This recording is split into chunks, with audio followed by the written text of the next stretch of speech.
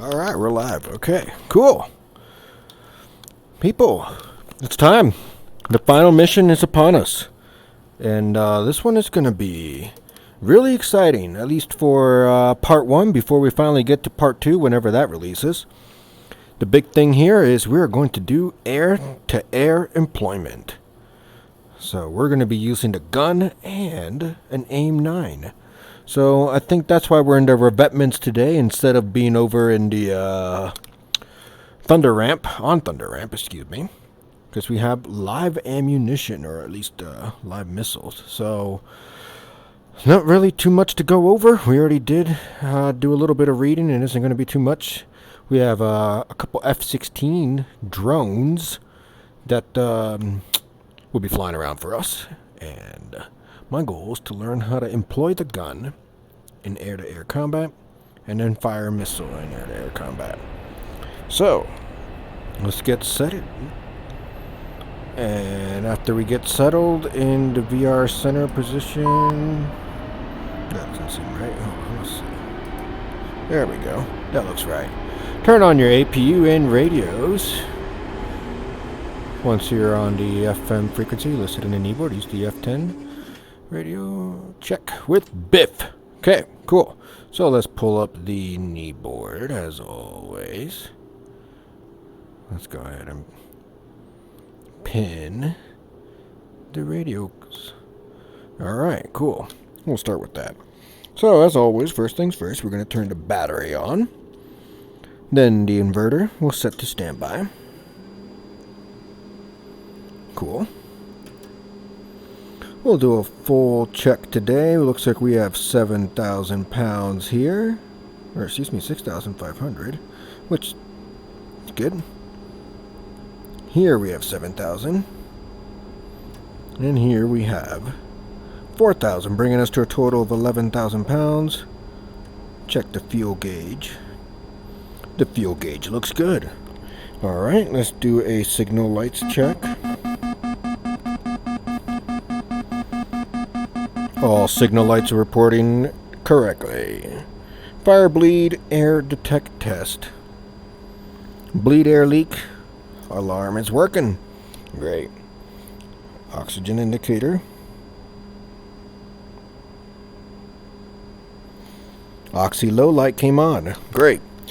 Okay, cool. So, the FM radio that we're going to check in on is 33, looks like 33.0. So we'll tune that up now, even though we haven't turned it on just yet. And next thing we're going to go ahead and do is hit the APU start button. Alright, cool. So let's go in. Let's go over to the checklist and let's pin that. Get there pretty quickly. Alright, gear lights. We have 3 gear. Good. Fuel quantity checked. Oxygen's good. APU start. It's at 100%, so let's switch the APU generator. Excuse me. On. Apologize.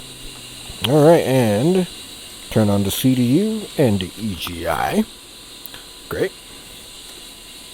The IFC into test. And we will do a pre-flight bit test. Alright. Now that we have the APU on, I lower the seat. I'm too tall for the default setting. That's okay. My short kings have it better than me. But that's, that's the way life goes. Can't win them all. Alright. And while that's going, let's go ahead and turn the position lights into the flash setting, so our POS lights are going, and the pinky switch here, turn it to the aft position so we can pull up. Use our external lights as we need to altitude later. Altitude. Now that those are on, I can go ahead and turn on my radios. Use the F10 menu for radio check-in with Biff. Okay, cool. So we can do that. Tusk, check in. Cruise up, 5-5. 1 copies. Left to Continue with your startup. Grab ATIS. When ready to taxi, use F10 radio menu, to inform Biff about it. Alright. I'll grab the ATIS in a moment. No need to grab it just yet.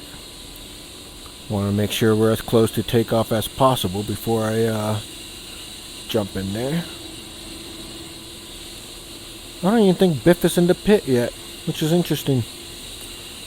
He'll probably appear in the cockpit later. AWACS just took off, which was pretty cool to see. Look at him go. Very nice. Alright, let's get back over here.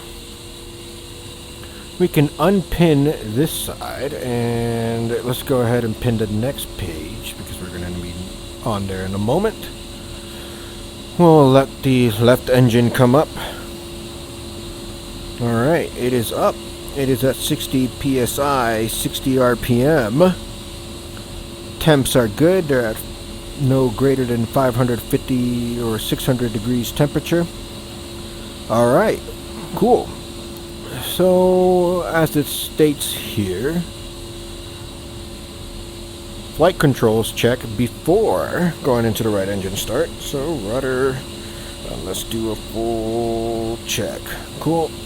Free and faultless movement, I guess is what I meant to say.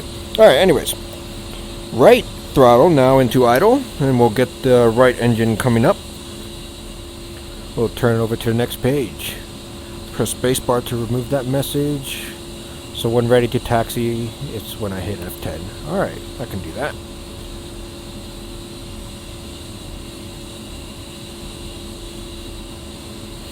Now that I have one engine on, I can start getting some of my other systems on. I don't have a jammer pod, so I can turn the jammer off. No need for that. Alright, let's go ahead and start turning on all my other systems. ILS is on. 1-2 X-ray for the TACAN. That's on and good. We'll move over here, and we have the radios on already. We'll turn the IFF antenna to the boat position. IFF is on standby and in mode A. And just for good measure, IFF is on over there too. We will get our squawk code later. Put that into standby.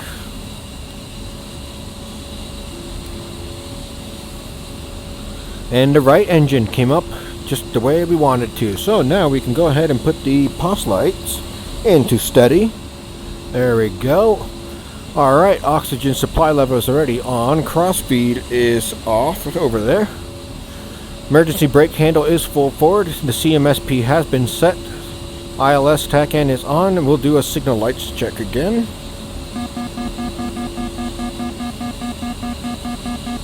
That's good. Great. Okay, now we will cycle the flaps. 10 degrees. Yeah, I can actually see the shadow there. And 20 degrees. Back to 10. Back to 0. Nice. Okay, speed brakes check.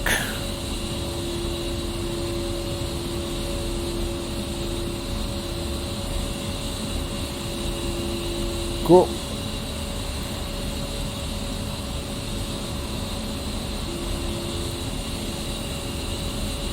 Speed brakes work.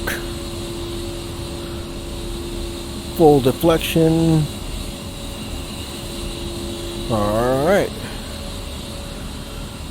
Check the rudders. Looks like the rudders are moving. We are good on flight controls again. Alright, now we can go ahead and turn on the anti-skid switch. We will engage our stability augmentation system and monitor test left. Alert is working. Now we'll do that one more time to check the right side. Pitch SAS and yaw SAS lights came on. This time we turn it on for real and we hit the takeoff trim button. Takeoff trim is set and our skid is set. Excuse me. IFC bit has already been completed. We will go ahead and turn on the IFC JTRS and the CICU. We will also turn on the MFCDs.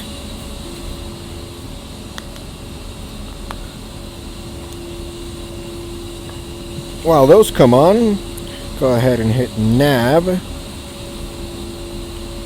the EGI button, and steer point is set. We can also turn on the EAC.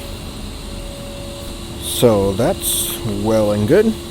Actually don't want to turn steer point on yet because I haven't loaded the DTS. Alright, well that's still coming up. Let's go ahead and set the standby attitude indicator.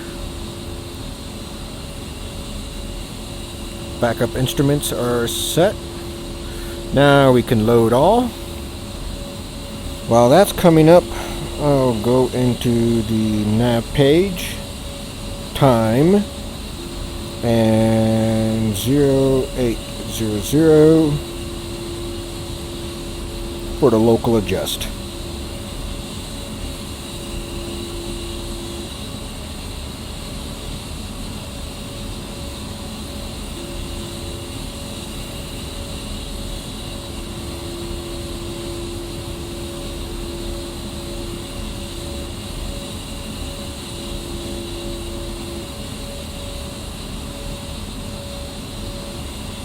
I don't want any of those pages actually. I'm just going to leave it there in the center. Alright, looks like the DTS has loaded while I was flapping about with bullshit that I don't need to do anything with just yet. Getting ahead of myself, see? Alright, status page, main fault log, the MFL is empty, which is great to see. Now that I'm here, I can hit function 0 and go to the page I was to get to. And that's the steer info page, not steer point. Alright, good to know.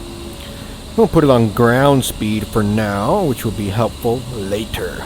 And now that that's loaded, we'll hit that steer point page. We will set the master mode on the stick to nav and apex. That's our first waypoint.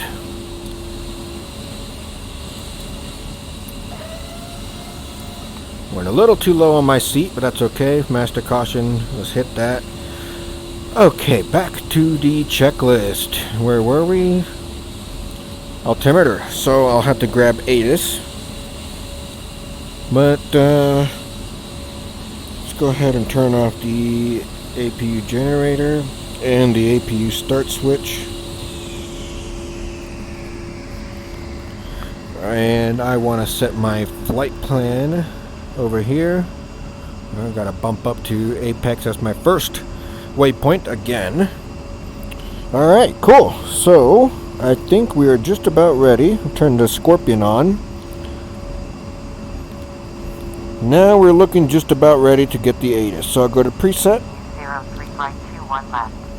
Expect visual approach. Acknowledge receipt of information Tango and advise aircraft type on first contact. Nellis Air Force Base information Tango. Information Tango. 1455. Wind 330 at 10. 330 at 10. Oh, that's actually pretty good. 8,000 feet. Temperature 28. Dew point 11. Altimeter 30.09. 30.09. Right 21 left. Expect visual approach. Acknowledge receipt of information Tango and advise aircraft type on first contact. Alright. Nellis Air Force Base information Tango. Just Time one more 1455. Wind 330 at 10. Visibility greater than 10 miles. View 8,000 feet. Temperature 28. Dew point 11. Altimeter 30.09. Runways in use 03 right 21 left. 03 right 21 left is the runway as usual. Okay, good. So we'll go ahead and put the taxi light on and set that on. And we are pretty much done on this page. So we can kill that pin and turn it over to the next page and pin that. Then we will go back over here, and before I make my call, I'm going to make sure I am on the correct net. And we are, our own ID is 02, our group ID is 02. TAD, and we're back on the home page here. Okay, and let's do one scan across the cockpit and see. We got the EGI on, steer point set. No alerts there except for the seat not being armed, which is as expected. Our IFF is still on standby because we have to call clearance to get our squawk. But otherwise, we are good. I'm not seeing anything stand out to me as any errors here. I think I've got everything I needed to do. Let's go ahead and pull up the F10 menu to call. Lee's got a good jet.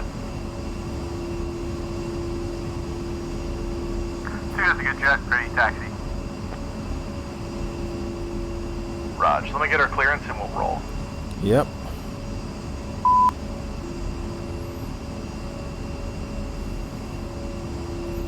Clearance delivery is on channel 2, which I'm already on. Nellis clearance, Tusk 2, clearance on request, ready to copy.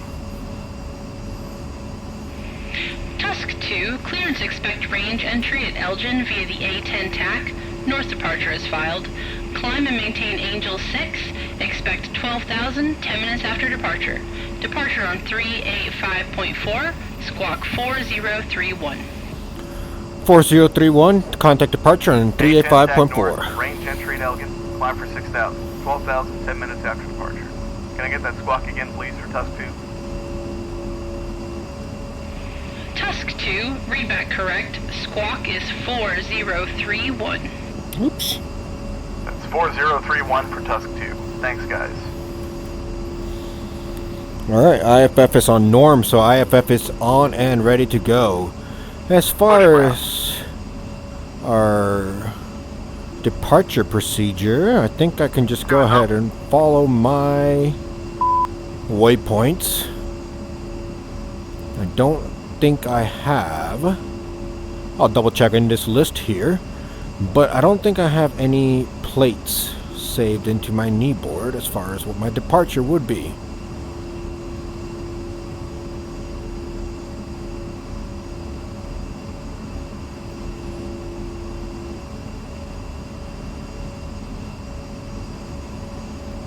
This is the RNAV from McCarran.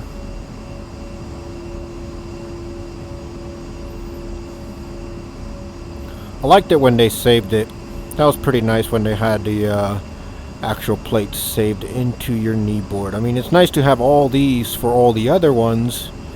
Nice and realistic, but at the same time, you know, just save a few of them that we actually do need and will use. So, all things considered, we'll go to channel 3 and let's contact Nellis Ground. Ground, Tusk 2 is 2 A-10s with Tango with the Revits for 03 right. Tusk 2, Nellis Ground. Runway 03 right, taxi via Golf. Alpha. Hold short at Alpha. Tango is current. Hold short at Alpha. Tango's Tusk good. 2, taxi Golf Alpha, hold short at Alpha. Okay. Let's roll. Nose wheel steering is engaged, and let's move. There he is. Good to see you, pal. Oh, what did I still my speed brakes up? Oops. Let's close that. The game plan for today is that we're going to head up into Elgin, and you and I will look at and discuss a few things. After that, we'll head to the north into Caliente Charlie, and we'll turn some with the drones and shoot a few live AIM-9s and even do some aerial gunnery. We will not spend a lot of time discussing tactics and the art of BFM. We'll leave that to the fighter team. Sounds great. Excited to do some air-to-air for a change? For sure. It's always fun turning with another jet. Yeah, I'm looking forward to it. Agreed. Most of the time, everything we do is in sim, so actually getting to shoot at some drones is going to be rad. Is this something we get to do very often? Nope. No, not at all. It does happen from time to time, but not too often within the A-10 community. Roger. Alright. Something I haven't learned in my PPL training yet. Hold short at Alpha. That must be a question for the aviation buffs, if anyone's tuned in. I'm in VR, so I won't be able to see your chat anyways until later. But I'm curious, do I hold short before Alpha or hold short on Alpha of 03 right? That's a good question. There's the hold short line, and just to be safe, let's go ahead and hold short there. I don't think I see Biff behind me. Oh, he's way back there. I think hold short at Alpha is holding short 03 right at Alpha. It's just a shorthand way of saying that, I guess. Indicated airspeed is now my marker down there. We're going to climb to 6,000 at apex.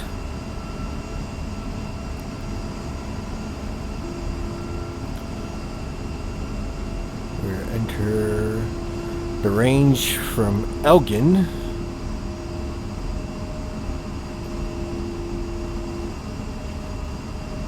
I would love getting to know how to do these approach plates a little Tusk better. 2, switch tower, 327.7. So long. Tower 327.7. Switching tower. See ya. Alright. Flaps to full. Landing light on. Pitot heat is on. Anti-collision lights are on. Seat is armed. Who's up on tower? Wilson Creek forecast. Ready for departure? Yep.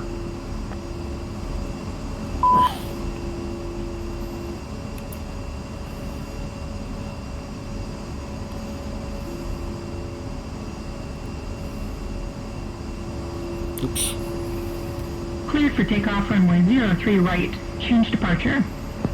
Change departure already. Tusk 2, clear for takeoff, 03 right. See ya.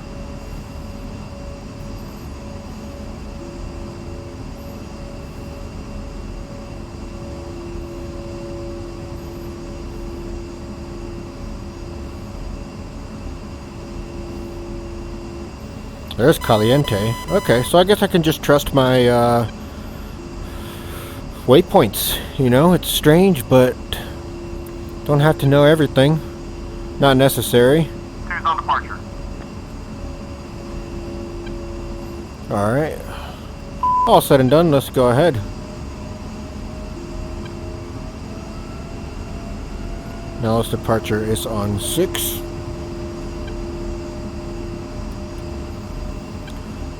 We'll take off and start our climb to 6,000 feet. And then we'll go ahead and call departure as we're making our climb out.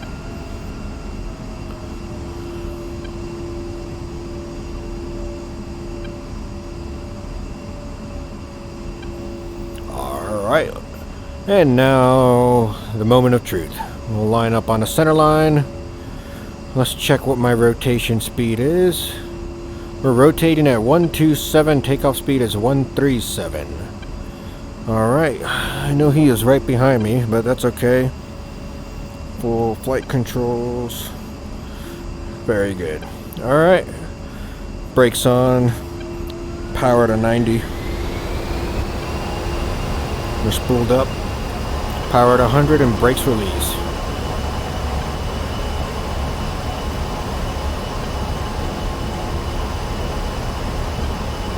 Airspeed is alive, and we are at 70 knots, so nose wheel steering is disengaged. With enough airflow over the rudder, we should be able to maintain center line with that. Okay, 127, let's start to rotate. Takeoff speed was reached. Cool. Positive rate of climb. Gear is up. Landing light is off. Flaps up. Very good.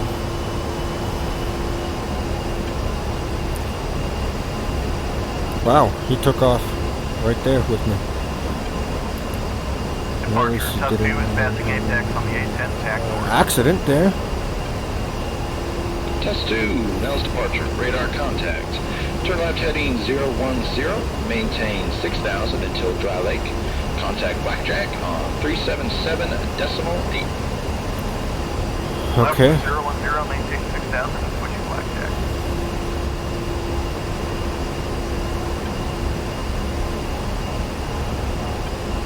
Turn left, heading 010. Raj.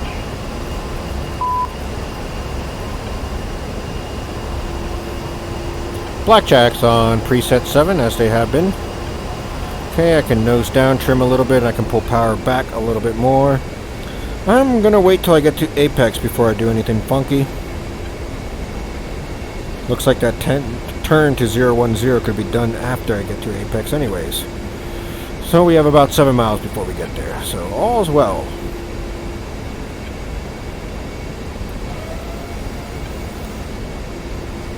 Okay, we want to bring our climb down to 180 knots.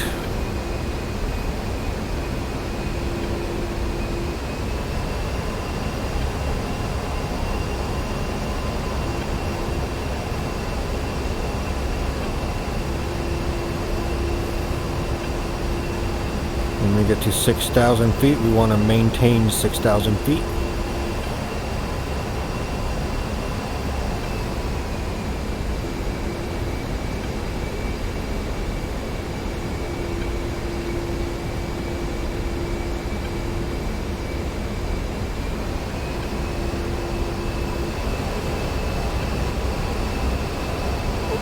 What a wild pilot Biff is.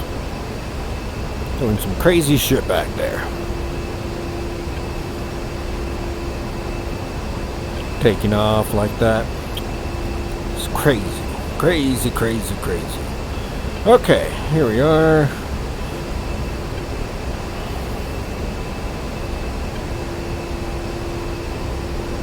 $6,000 feet.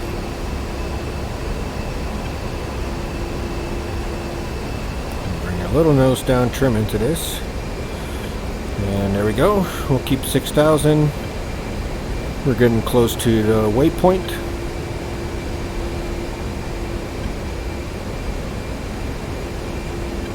We'll make that call after we turn.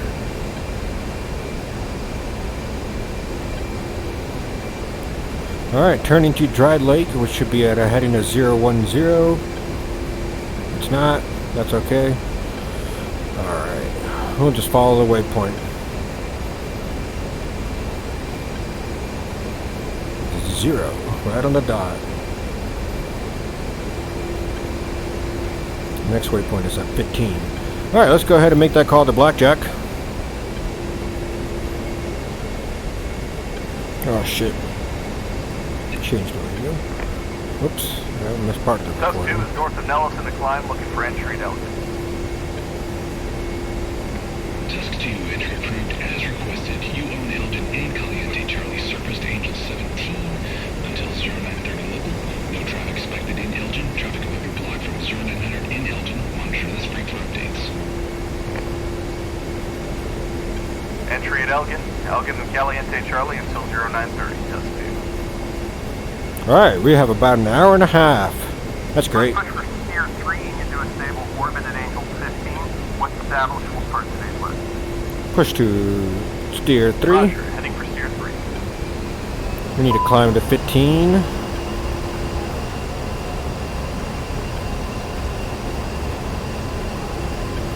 When on course. Okay, so let's go ahead and press spacebar.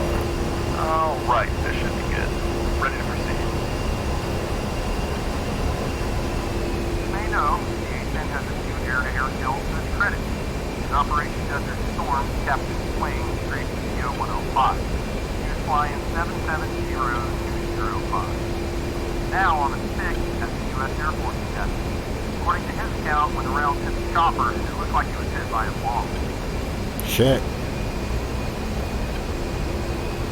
The second kill was against another helicopter and also in Operation Desert Storm. This time it was Captain T in 810964, shooting down an Mi-8 with the gun. Last I knew, 964 is still proudly serving with the 23rd Fighter Wing. Nice. Yeah, that's pretty cool. I've seen both actually. Neat.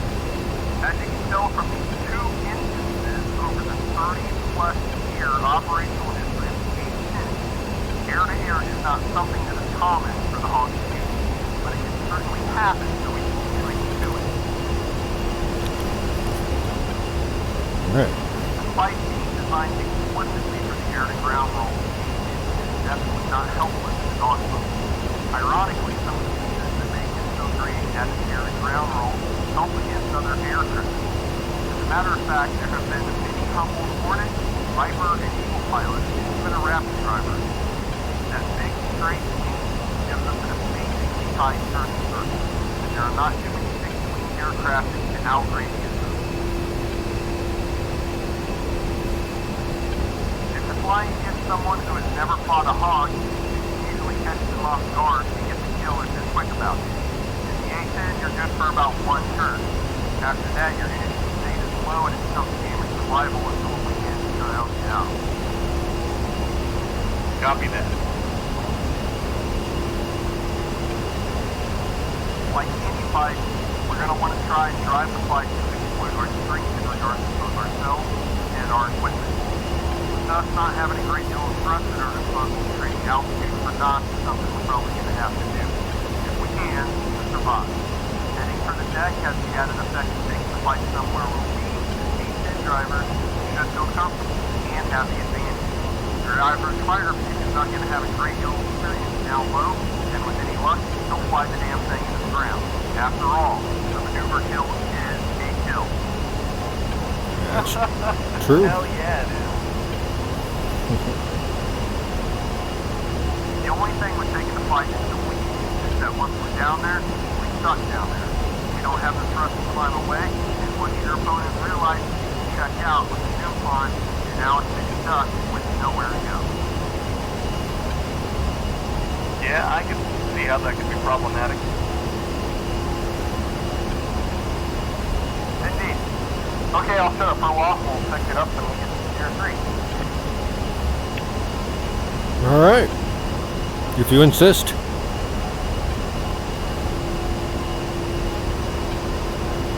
Alright, we have a ways to go. About 7 minutes and 40 seconds before we get to Tier 3, and that's at this current pace, but when we level off we can pick up speed to about 220 knots indicated, and that should help things move along.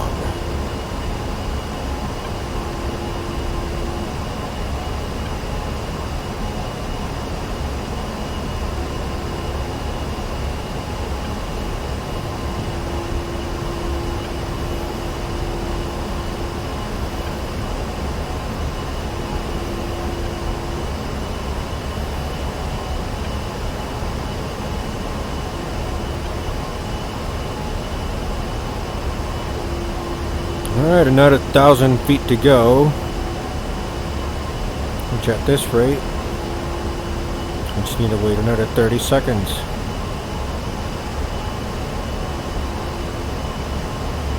Oh, not even.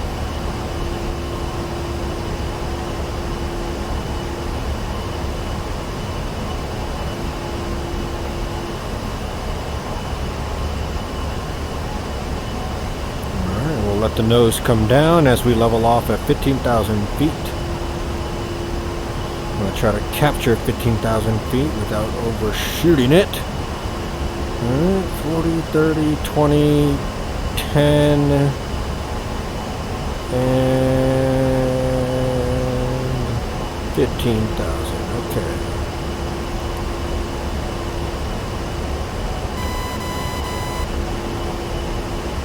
WR is going off for that E3. Alright, let's get the trim to get a little comfortable here.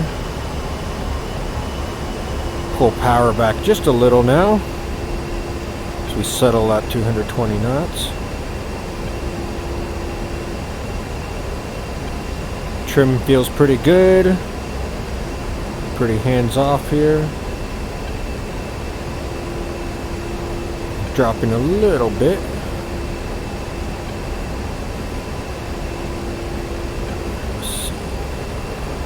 Little nose up trim, a little less power.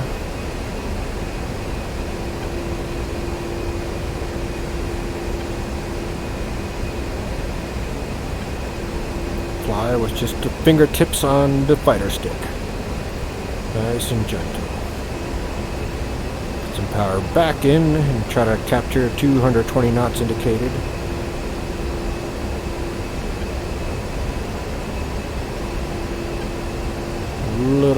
down trim now.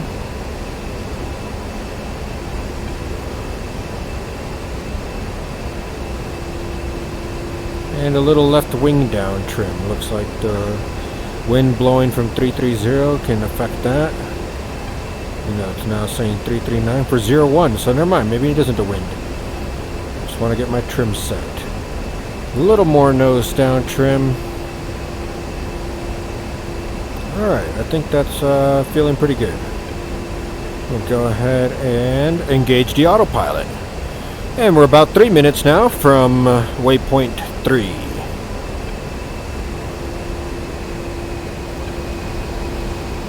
What you doing up there?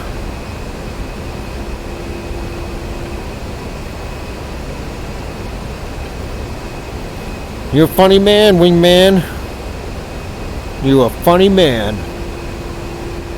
That's okay. I forgive you.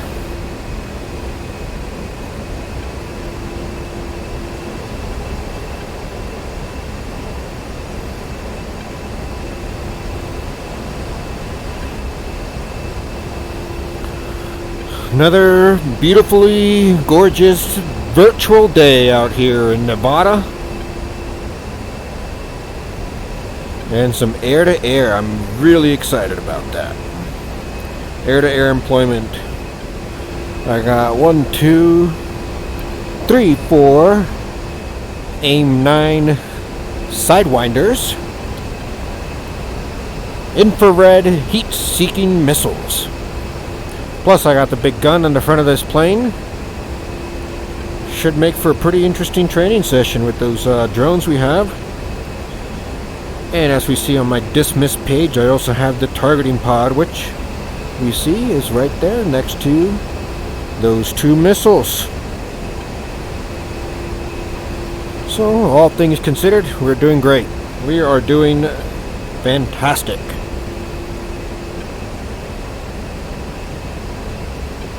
Alright, it's not too much of a turn. It's only about a 10-20 degree turn to the right after we hit steer 3.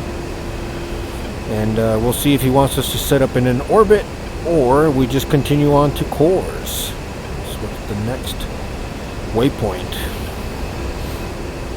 I don't know what he's doing up there still. I'm at 15,000 feet. My altimeter is set correctly. He's just freelancing it up there. You having fun, pal?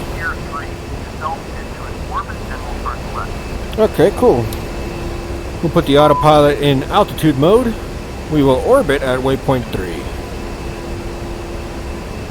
Let's do a 15 degree bank here. Alright, 20. So it's right on the hash mark. And let's press spacebar. Alright, I think I'm happy with this.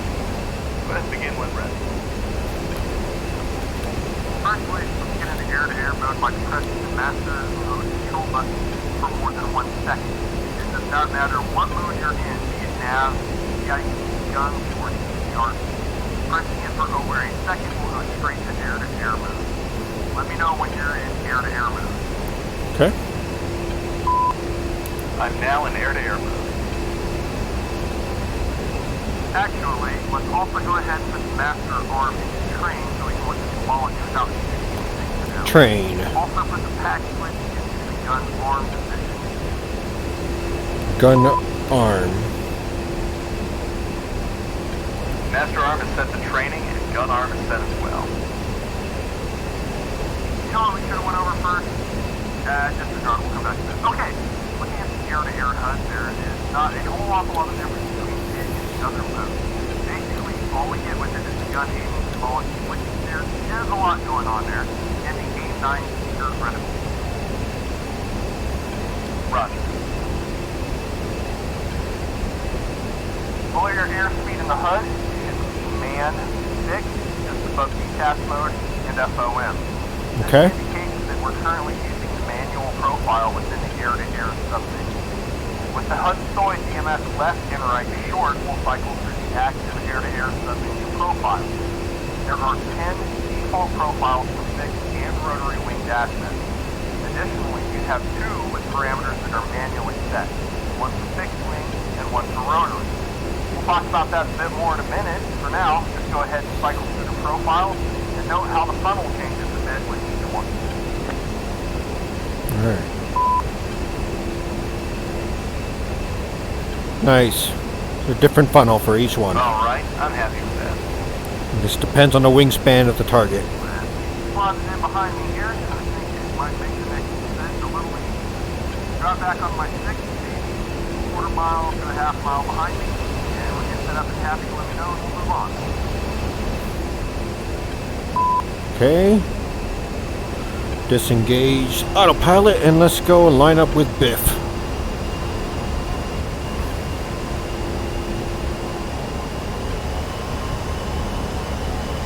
And a quarter mile. Alright, one way I can do that is go ahead and tag him there.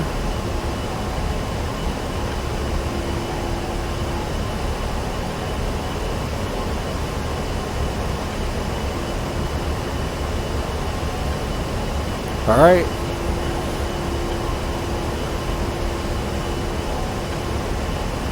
.9. How fast is he going? Why are you going so fast? I'll just fire the throttle. Firewall it. Could you fucking slow down?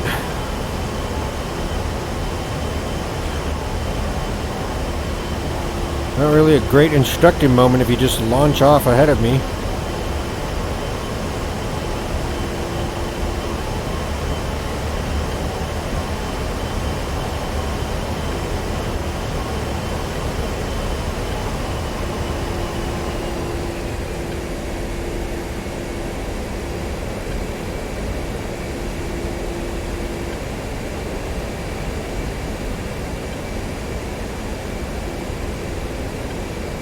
Okay.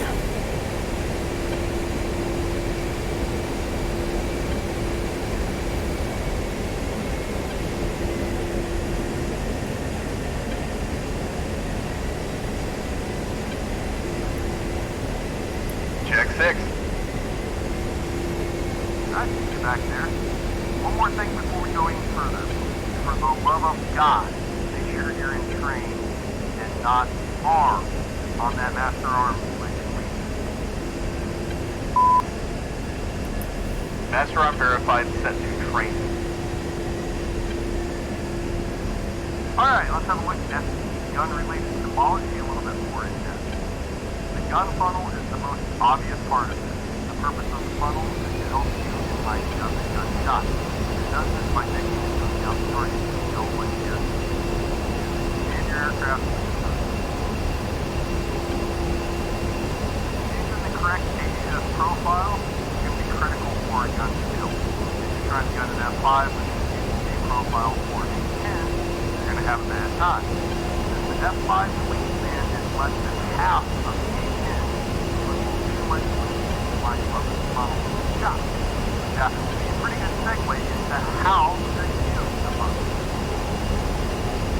Don't you mean MiG-28?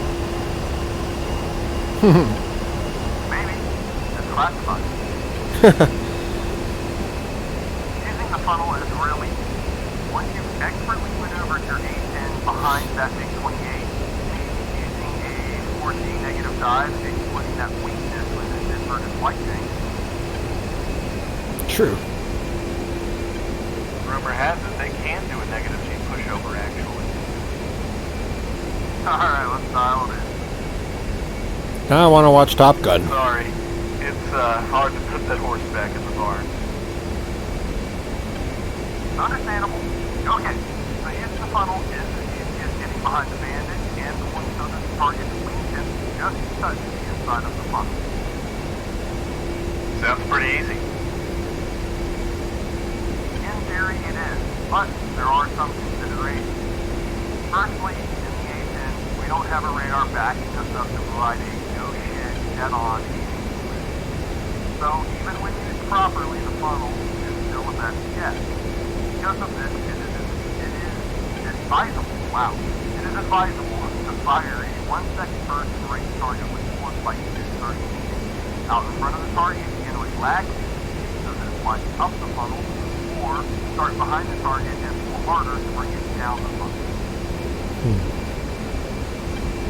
Also, when shooting air to air, we turn tack off so we get more bullet dispersion to effectively shotgun the target.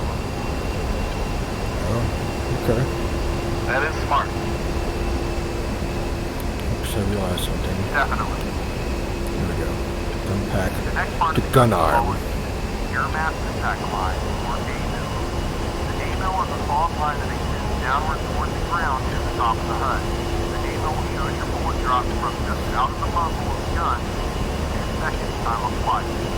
Even though the 30 by 173mm has excellent ballistics, we still have to deal with aerodynamic drag and gravity. Makes sense. Run. Just like in the air-to-ground mode, we have the gun floor line at the top of the HUD. Nothing different there. So the last thing gun-specific we'll talk about here is the MRTS line at the bottom of the HUD. MRTS lines at the bottom of the HUD. Reference gunsight lines are the 5 centrally collapsing lines at the bottom of the HUD in an arc. MRTS lines help you avoid correct amount of lead when at medium aspect angle. Care to expand on that a bit? Sure. So if we're approaching a bandit head-on at high aspect, or from behind, low aspect, our gun funnel will do a good job of lining up that shot. However, it's not well suited for medium aspect. The MRGS lines will help position ourselves for a good tracking gunshot. We discussed how the funnel uses the target's wingspan to line up a valid shot. Well, the MRGS lines are going to be compared against the target's fuselage. What we're going to want to do is position ourselves so that the length of one of those MRGS lines is equal to the length of the target's fuselage.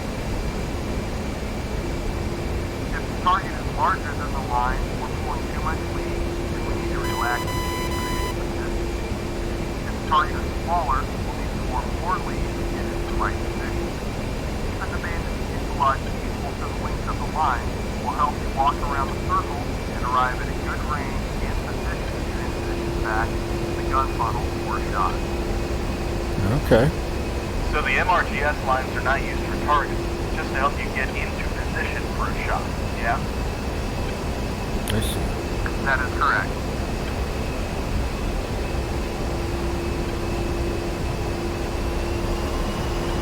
Before we move into the A-10 stuff, let's go to setting up the manual profile within the air-to-air submenu, or AAS, real quick. Okay. Sounds good. Let's do it. Alright, put the into test, then scroll down and select FC into test. Bring it out. Select AAS. Paper. Alright, so we can kill the standard profile, but notice there's not one for your MiG-28, so we'll make one. Scroll down to Command 6 for manual fixed link and select it by pressing Enter on the USB. Enter on the UFC.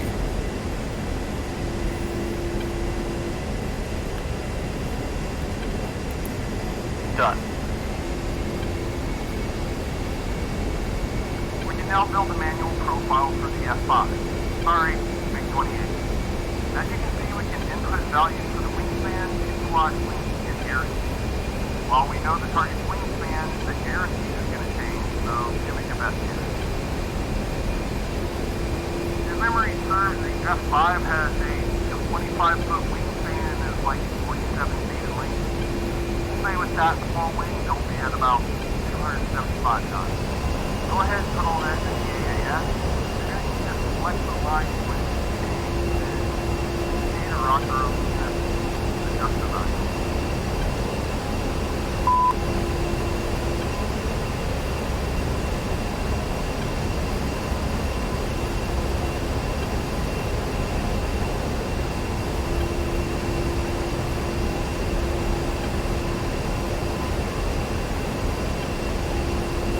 Alright, and airspeed at 275.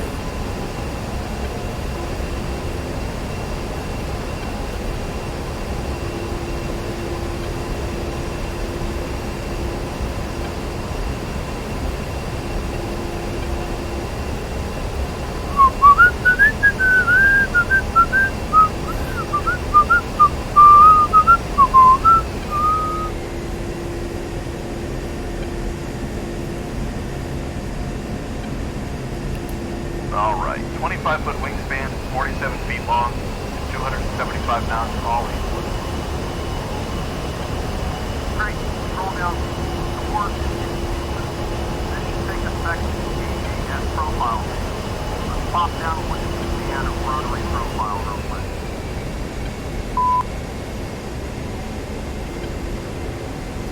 Alright, I have the manual rotary profile open. Perfect. Notice how we do not have an option to target in here. Wingspan is replaced by diameter of the rotary.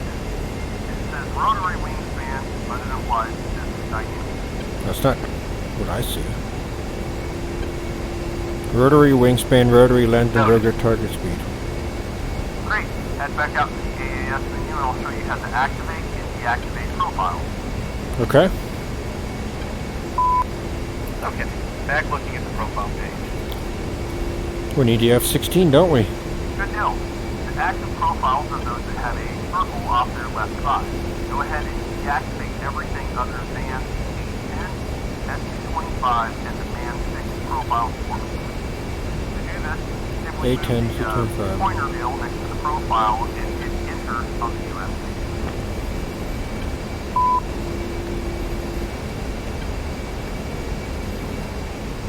And a man fixed profile. Okay.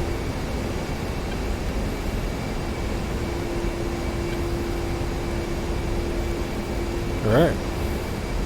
A-10, the Frogfoot, and my manual fixed-wing profiles are all active. All the others are off. Except for the manual rotary. I can't turn that on. Yeah, noticed that. Yep, I forgot you can't disable either of the manual profiles. Nonetheless, just exit and put it back on. And then I'm gonna turn your F-16 AAS on. profile. I'm gonna need it later. Now, scroll into only the profiles left active and not all the others. IFC back to on, and A-10, F-16, C-25, man fixed, man rotary. Copy. Good. Sweet. Go ahead and go master arm and gun pack both back to safe. Safe and safe. Well, switch is safe. Alright, moving on to Team 9 stuff, which there's not a lot of. Cool. As you know, only air-to-air missile we carry is the AIM-9 Mike and the training version, CAT of 9 Mike, or simply CAT. The AIM-9 Mike is a short-range, all-aspect IR missile. We typically carry 2-by on the DRA when we're downrange, and there's a chance anything can get into the air.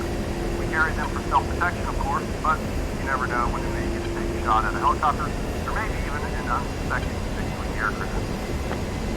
Right. First things first, though, I'm going to give you real cognizance of those are live AIM-9s out there. I'm going to fly it out in front of you so you can see how some of this works. You will be locking me up with a live missile. The margin for error is going to be non-existent. It's critical that master arm is training, and you keep your thumb off the pickle. Master arm in training and thumb off the pickle. Understood. At this time, I'm going to place the master arm switch down position and verify that you are trained. I'm in train. Master arm switch in a down position. Master arm is set to train. So, with the AIM-9, you'll notice that when you go into air-to-air master mode, the AIM-9 will come up automatically by carrying the RAL and the theoretical gauge top center of the hood. The infamous Sidewinder RAL will sound continuously while you've got a missile on the rail and are in air-to-air mode. If you have the teacher cage and there is a heat source within the teacher's field of view, the growl will change to a higher pitch, indicating that the heat, whether it is a target or something else is HUD. If you uncage the seeker at this point, it will snap towards the source and it will lock, which has its own zone. Once you have a solid lock, the Sidewinder will then switch to the higher pitch lock zone. From this point, the Sidewinder will automatically maintain lock until you command it to break lock. A larger, more signature appears before the target.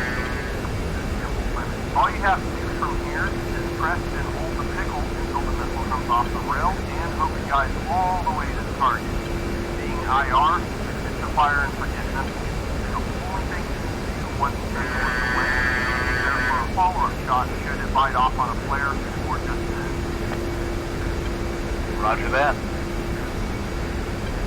Okay, let's have a look at actually using the damn thing. Let's do it. Are you still back there in a good position?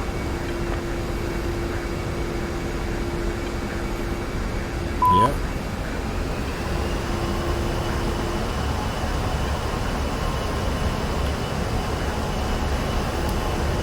Affirm. The first thing I want you to do is manually place my jet inside of the seeker reticle in the HUD. As my jet nears and falls within the reticle, notice how the growl changes its tone. Move my aircraft away from the reticle. Notice that it changes again, and also that the reticle is not following. Correct.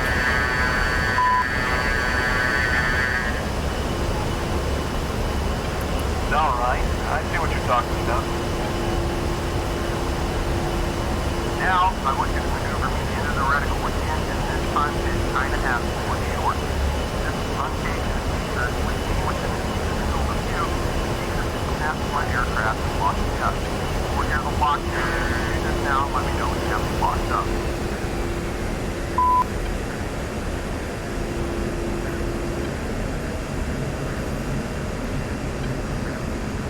Slow down a bit.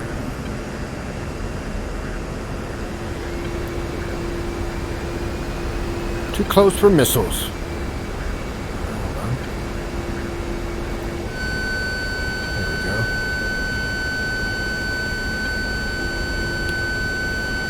I've got tone. Good luck. Nice. Moving on. Hit EMS short to break lock and reengage that seeker. Next, we'll look at the pulling the seeker to the target and circular scan pattern.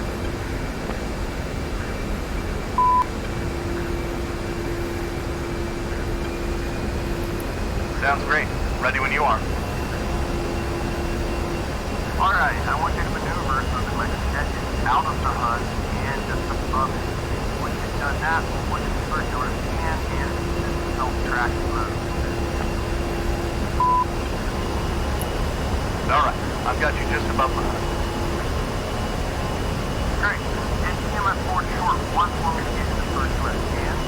Verify you can see your reticle and circular movement. Also, if you run into any issues with the seeker from here on, it's good habit to just recage it and try it again. So recage the seeker back to port side, hit EMS aft short. Copy.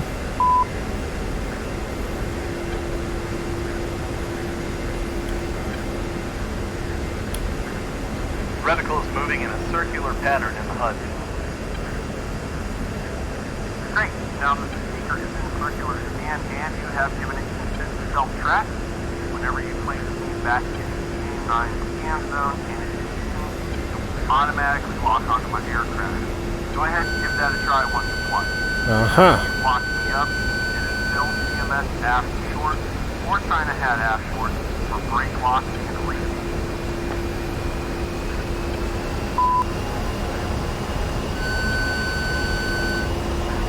Okay, got the hang of that. Good luck. Seems like a pretty easy operation. I've managed to get it to work and I'm ready to move on. Great, let's move on to manual mode now. All right, Okay. I'm ready. With manual mode, you're going to have the seeker around. It's a pretty simple operation. With the the HUD sword, drive the reticle to target ESP. Near a valid source, it should automatically lock onto that sword. Hitting China Hat or CMS aft short will break that lock and reengage the reticle. Give that a quick try for me and let me know when you're ready to press.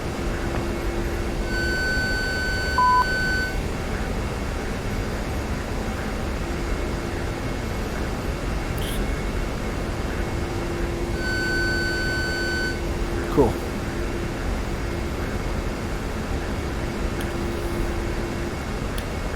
No problems there. Let's move on. Sweet! There is one other method to keep 9 onto a target, and that's using the target pod. So we'll have a look at the pod ear-to-ear mode and how to use it with 9. Get the pod spun up and in ear-to-ear mode. When you're ready, let me know and we'll talk about it. Okay. Alright, pod is on and in air-to-air mode. There's not much to the pod with ear-to-ear mode. Our test command mode is the same as ear-to-ground mode. Ear-to-ear, your pod will be four-sided looking at the gun-4 line. Simply steer your jet to get it on target or with the pod forward. Note that while in ear-to-air mode, you will still have all the same field of view, zoom, IR function as ear-to-ground mode has, but there will be no indication where the pod is looking, unlike ear-to-ground. You're going to want to put the target inside of the force field that you practice. When this happens, you'll break at the bottom of the page and a cross appear over the target aircraft. Quick press the more short point track on the aircraft by securing the target in the middle of the display. Tracking cross over it and range the point at the bottom of the MS. From here, deploy the HUD and press China Hat forward long to place the A-10CII to the track.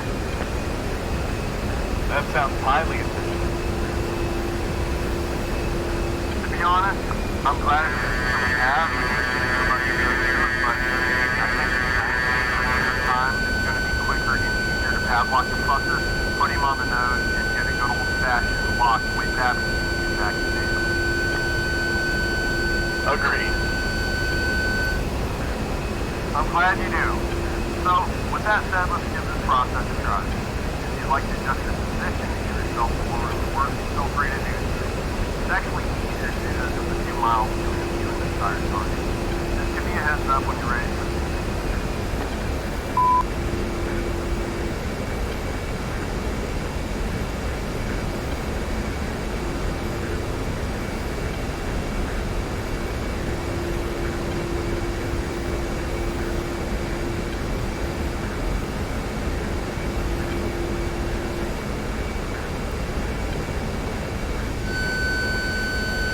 Nice. Got that working. Cool. I'm ready.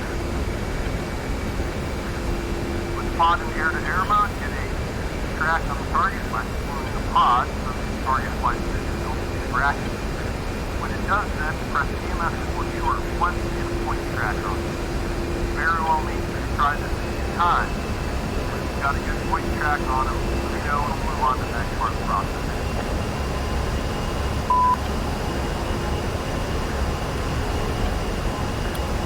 Good track. Kick ass. Now that we've got a good track, try to have forward long and place the A-10CII through the pod. When it does this, it will also lock the target within ship limits. Listen for that lock system. From here, just hit signal and the missile will be on its way. Roger. If for some reason you need to reengage the AIM-9 or really do anything to it HOTAS related after you play the secret, you're gonna have to restoy the HUD to do so. Copy. That makes sense. I think that will just about cover all the AIM-9 things aside from missile detection. It's not super uncommon to have issues with caps and things like no-tone or local hell with flight assist out of them. Hopefully, the lives will be a little more dependable if we ever need them. Regardless, you have the capability of rejecting this one and step to the next one if you have a problem getting one to work. Missile step reject. To reject the missile, it's China has asked short twice. Again, hitting a one leakage feature, second thrust will remove it from service. If you accidentally hit China hat asked twice and did not mean to remove a missile from service, have no fear. Continue rejecting missiles. Once all of your missiles are rejected, they will all be returned to active status. Roger. With that, let's start putting some of this to use. Let's start by getting you to employ simulated sidewinders on this. Okay. I have waited so long. I said simulated, so don't get too excited. Alright, Kermit, the very first thing I want you to do is make damage to that master arm training. Please do that for me. Yes, sir. Master arm set to train. Good. Gun pack down. Gun arm. Gun arm position. Gun arm set. Gun pack. Arm. Good. The first thing I want you to do is simulate 9 shot on me. Find me in the pod, leave the sidewinder to me and shoot it. After that, I want you to employ the other one using a circular scan. Okay. Roger. Stand by.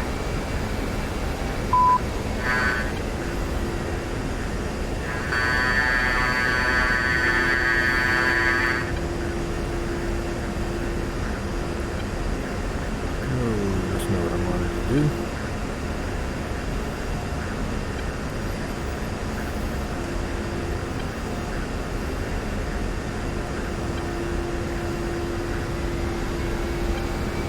There we go.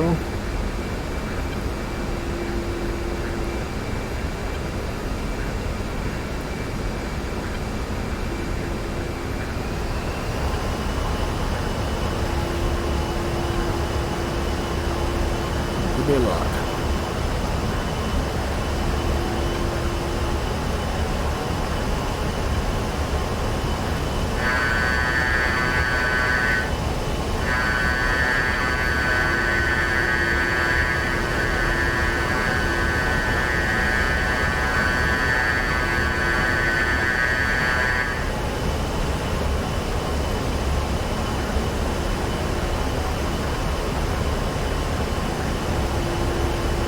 Alright, what am I hitting wrong this time? Let's see. There we go.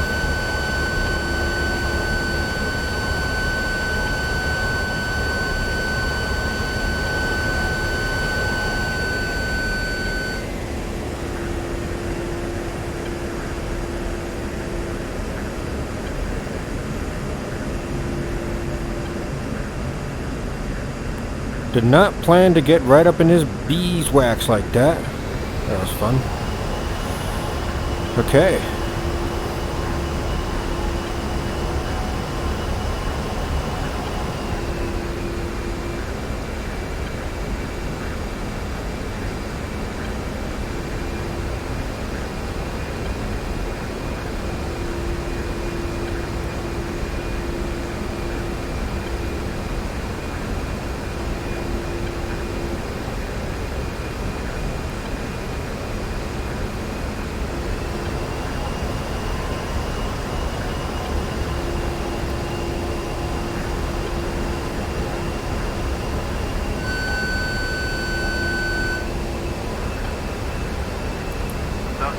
Fox 2.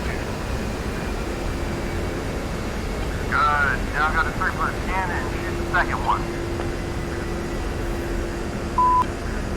Alright. Just gonna go in reverse order on this. That's okay. Back up a little bit.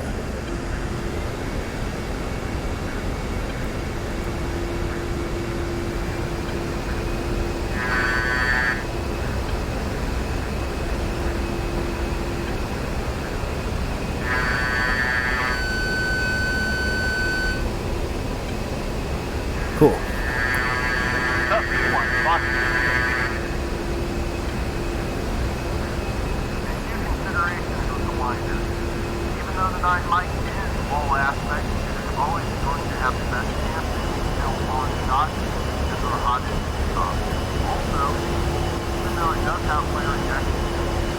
up on the right foot. General rule, the less time the missile is in the air, the higher the speed will be. That really is the balancing act, though. You don't really want to launch it out there at the bleeding edge of the range, give the guy enough time to drop the throttle, cool the engine, dump out a bucket of flares, and put himself between the missile and the sun. At the other end of the spectrum, you don't want to be so close that the engine does not have time to maneuver, or you wind up flying through the ball of metal and rivet. That too. Speaking of range, I'm assuming we can range with the pod, but is there anything new in the Charlie to feed us that info?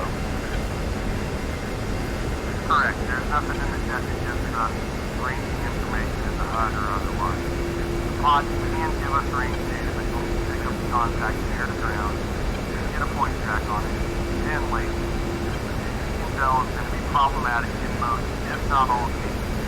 The best thing I can tell you is you're going to have to estimate the range and plot the within range no limit. Roger that. To cap that off, we typically like to shoot the missile between 1/2 and 2 miles. Also, when you do shoot, try to pull a little lead because the missile has to maneuver less, thus leaves less energy into the target. Alright. Changing subject to the gal, let's quickly talk about this and work on your aerial gunnery. So the Can't firing wait. evaluation display system, or FED, is going to give you several pairs of dots that are spaced as wide as the target wingspan along the flight detector. The dots start at a time of flight of 0.18 seconds and range out to 2 seconds. FED will display the HUD along the trigger is pressed. What? That's it? Well, as the name implies, it's a system for evaluation. After you shoot today, we'll review your tape. Part of that is going to be reviewing your gunnery. We'll use that for that review and evaluation. The debrief is Oh, okay. Yep. Okay, now I want you to go in for a good gun shot. Roger, going in for guns. As you close in, try to get into a good offensive position. Control mode.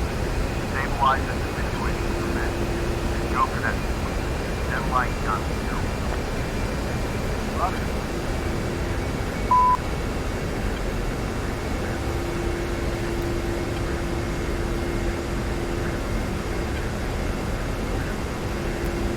I would have fucked this day up if I was shooting. Up 2-1, guns, guns, guns. Good deal. Are you ready for the real thing? Or do you want to practice some more training moves? I think it's time for the real thing. Nala, get down. What are you doing, You're right north. you crazy cat? You can jump up on my lap later.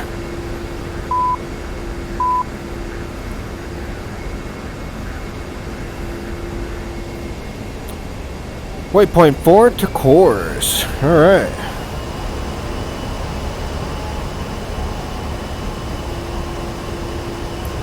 Blackjack, Tusk 2, leaving Elegant for Cali and Intro. All the way over there. Copies. Contact Whetstone 317.450. Good day. Whetstone. It's on Whetstone, 317.45, Tusk 2. channel 9. Who's up? Where did 2 just go?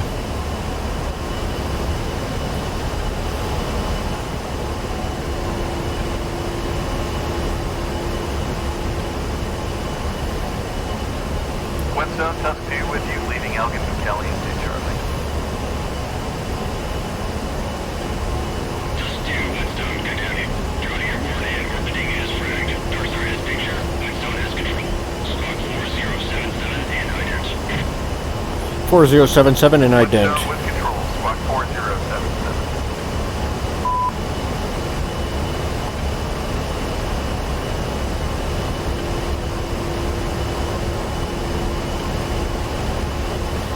Alright, ident. Tusk 2 with the flash.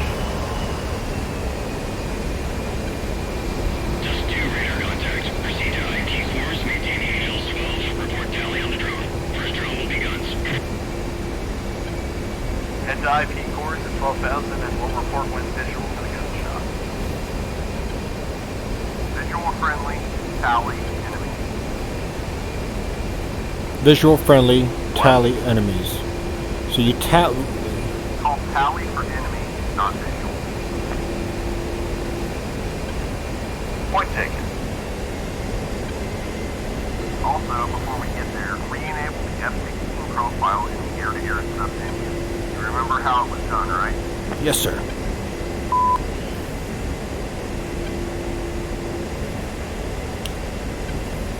Affirm. Good point.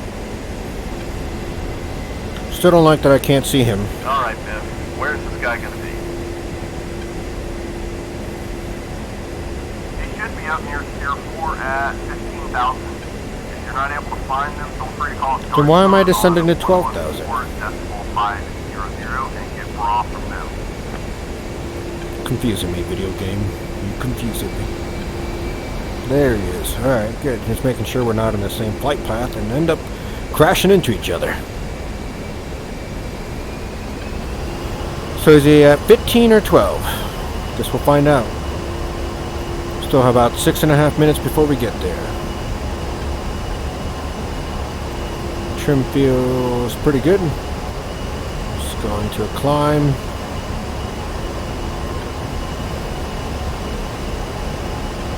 CDU page says 15,000.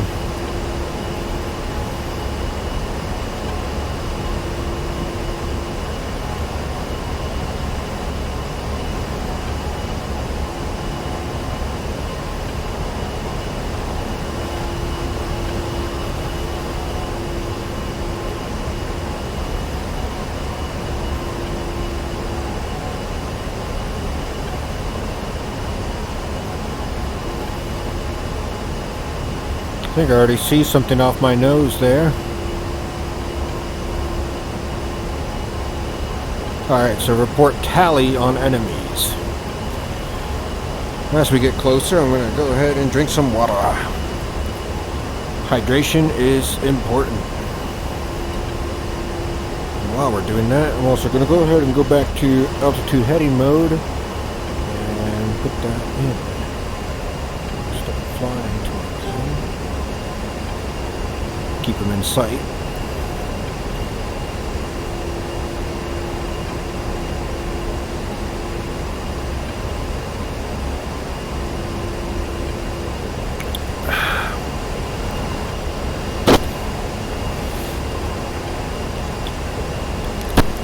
Nice. Still have him in sight.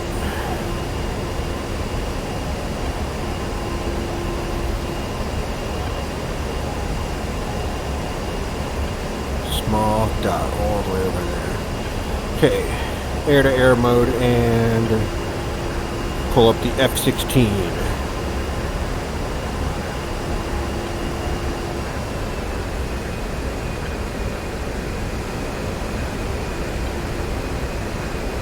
We are in training still.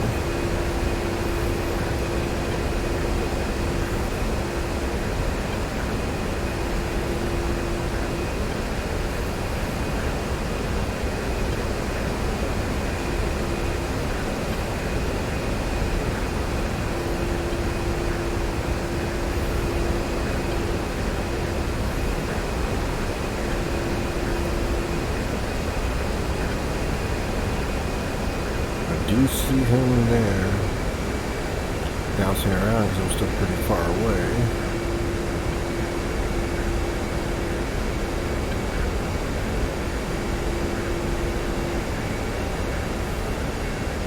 Be a lot easier once I'm closer.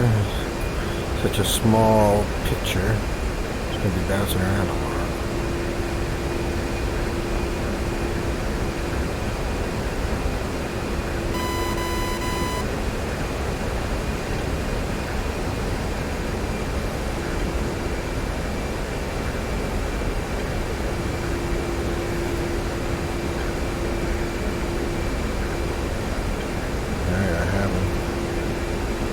Nice, that is him. Oh, zoomed in too fast. Lost the track.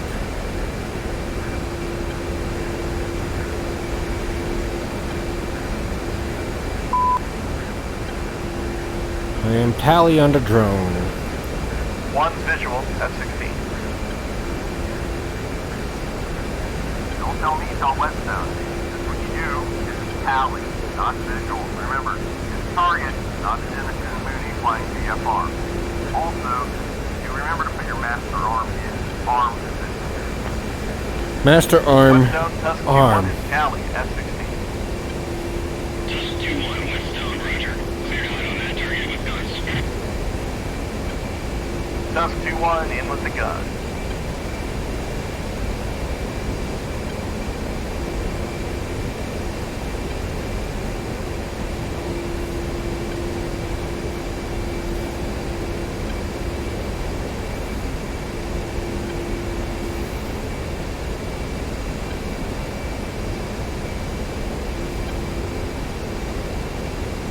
Alright. This time I got him locked up. And I'm not gonna lose you.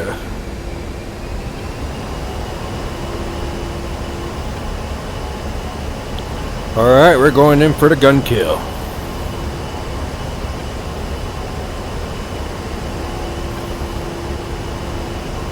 That is 100% an F-16.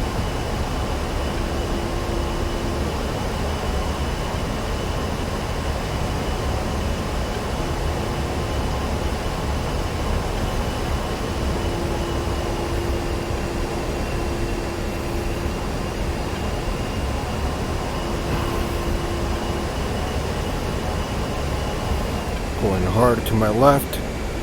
We'll get into a trail here. Let him pull in front of me, and then I'm trying to get on his ass.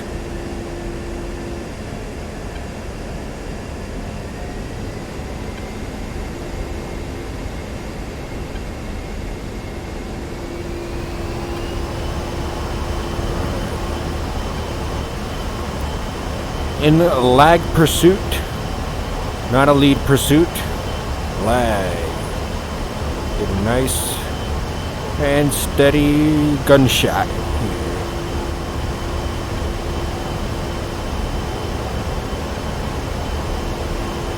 Alright, confirm F-16 profile. We want that funnel to match his wingspan.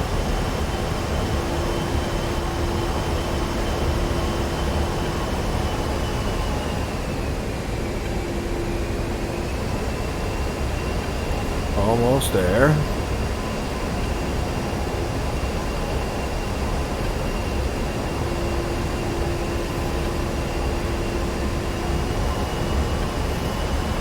Could probably be able to hit him from back here, but I want to really line this up. Just a good 2-second burst to take him out.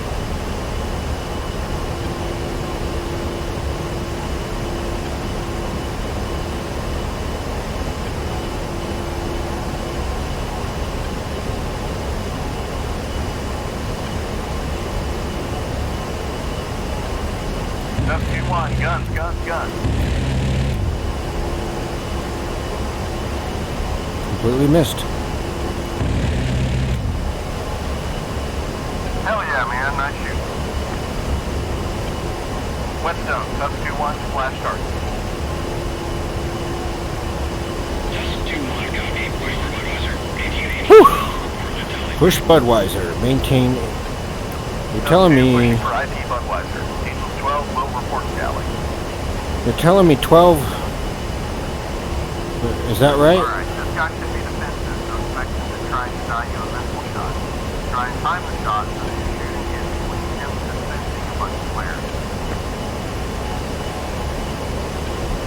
Sounds like a party. Should be fun.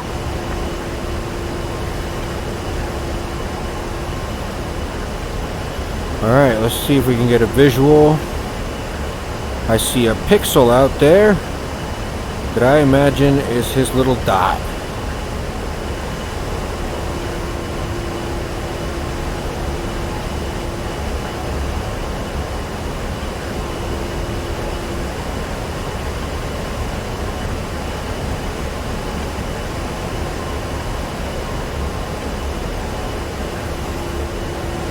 Okay, he is off to my right. somewhere over there.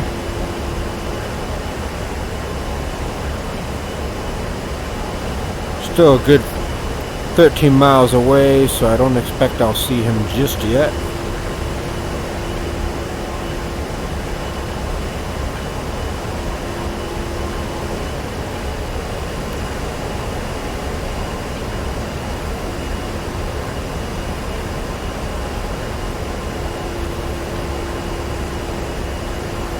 He's at 15,000. I don't know why the pre-recorded voice lines are saying 12.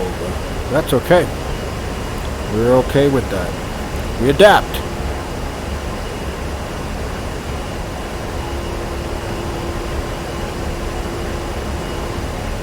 Should be seeing him shortly. I bore-sighted my targeting pod so that I don't have to worry about that right now. I don't want to be coming in too fast.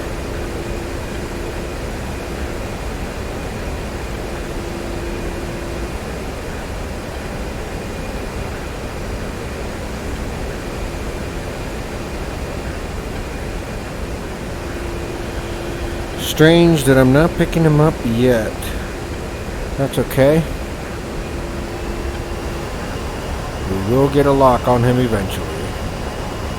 I do see him, but I want to get a visual first before I call tally. There we go.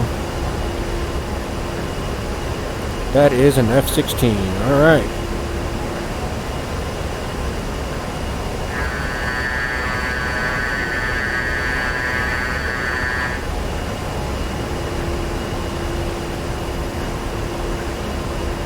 All right, let's get that targeting pod back on there. Got him. Okay, cool. Spacebar. Dust 2-1, tally Viper, IP Budweiser. Dust 2-1, Raj. Stand by for launch authorization in 30 seconds. Dust 2-1, standing by for the shot.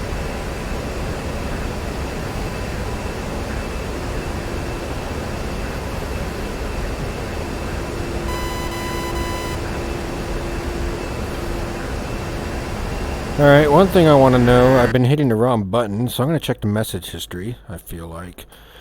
Be a good time to check on that. And let's see. TMS forward to get a point track. When the pod is in A mode and you get a TDP track on the target, FOB brackets, TMS forward short to get a point. Okay. China hat forward long to slave the AIM-9 to the pod. Yeah, that's what I thought. I don't know why I feel like I haven't been doing that. Still need launch authorization before I do anything.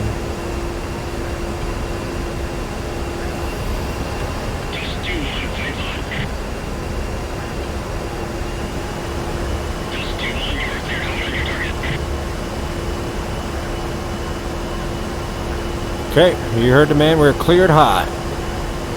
We got a visual on him. Looks like he's pulling hard to my left. China hat forward long. Alright, I got him. So I want to be able to pull a little lead and make sure he doesn't dump flares on me.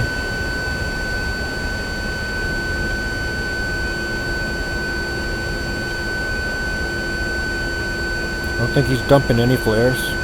Alright. Fox 2. 2-1, Fox 2, Viper. Good kill. Alright. West Zone, Tusk 2-1, flash target. Dust 2-1, Roger. You're cleared to RTV. West Zone, Tusk 2-1 is RTB at this time. Alright.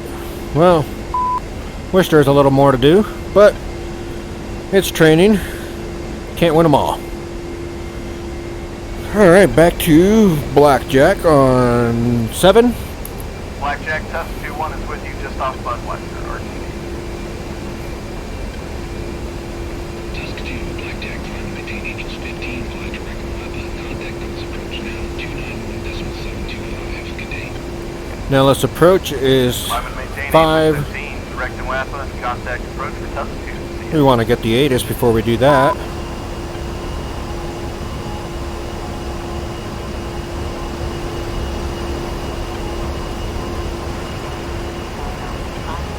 Still information Tango.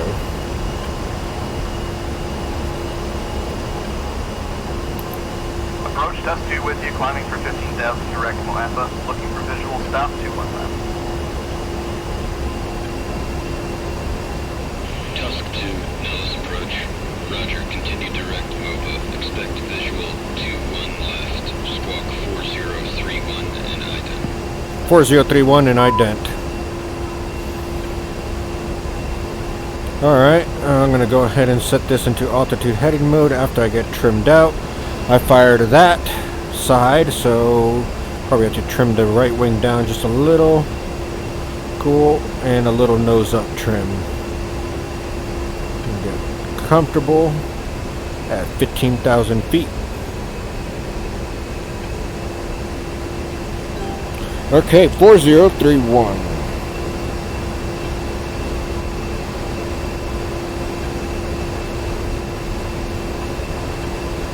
4031, ident. Alright, cool. Direct and WAPA and Tusk with the flash. Tusk 2, radar contact. Alright.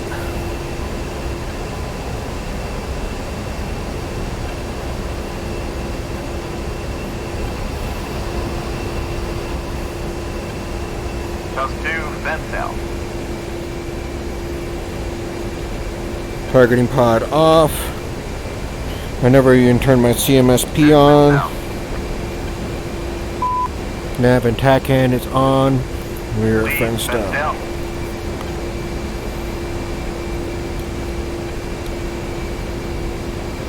Cool.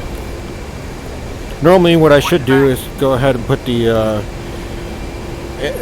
external light switch Holy forward. smokes, that was awesome. Yeah, it was. Took out 2 F-16s. Yeah, man, good time. Not a bad way to spend $100,000 every time you pull the trigger, huh? Wow, that's 9 mics of cost, huh? Yep, well, around about. Back in my F-15 gauge, it was a pendle for a big checker flag exercise. There were like 5 to 7 Air Force and Navy squadrons there shooting 9 mics, Exodus 120. The cost for all of that was eye-watering, but it was great training and validates that our stockpile is serviceable and our PK is what we think it is. There you They go. actually shoot down F4s for that, right? At the time, yes. They pulled F4s out of AMAR and redid them, flew them down there as manned aircraft for a while, then converted them into unmanned stealth drones. They also have some stealth targets to shoot as well, by the way. As you've seen now, they're starting to use F-16s as stealth targets. That's insane. Pretty cool. That's nuts. So, any parting shots on today's sortie? Of course, I neglected to mention the ECM pod. Just remember that we do have an airborne threat mode. If you're defending against the MiG or whatever, make sure the pod is in that mode and go music on. But, I believe the And maybe a word or two about countermeasure the stick 9 down. mic. CMS down. Even though the 9 mic has improved flare ejection and brackets, it still leaves a lot to be desired. That is why it's important to balance your foe when he doesn't expect it and try to remain unseen until it's too late. If you deny him the opportunity to defend against your missiles or mitigate the amount of time and opportunity he has to convert against it or put out some flares, the higher the A-10CII is going to be. The old adage that it's the guy you don't do is still true today as it was in the skies over France in 1915. Also, make a good habit that as soon as the first missile is off the rail, they're preparing for a follow-up shot with the next missile. Of course, hold that second shot until you're sure whether or not you need it. But be ready as soon as the first missile goes sailing by the target or goes zooming off the rail. Words of wisdom. Thanks, man. That's what I'm here for. Okay, go ahead and turn the radar 1 receiver off. Maybe I'll pick your brain a little more. Any tips for engaging the helos?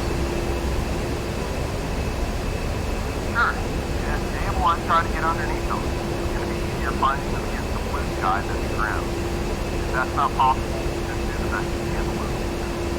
A lot of times the AWACS is going to have a hard time seeing them because they're so low, so you won't always be able to get bronze. If you know the general area they're in, just work that area and push by them. Also, I tend to keep my sidewinders as good as I can anytime I'm looking for something. The missile has found the target before I've seen it several times. Copy all. Also, it is worth mentioning don't get too comfortable when you're hunting helicopters.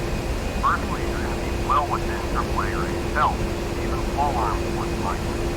Also, helicopters are not defensive. Some carry IR missiles, laser-guided missiles, and turret bounty cannons. They can reach out and touch you. Don't wind up a kill mark on an MI-22. That would be embarrassing for sure. I'll say.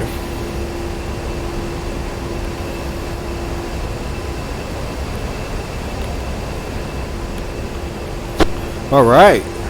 Well, that's a good way to end the campaign. Nice long flight back. We still have about 7.5 minutes before we get to Moapa. Moapa, who knows? I don't. That's for sure.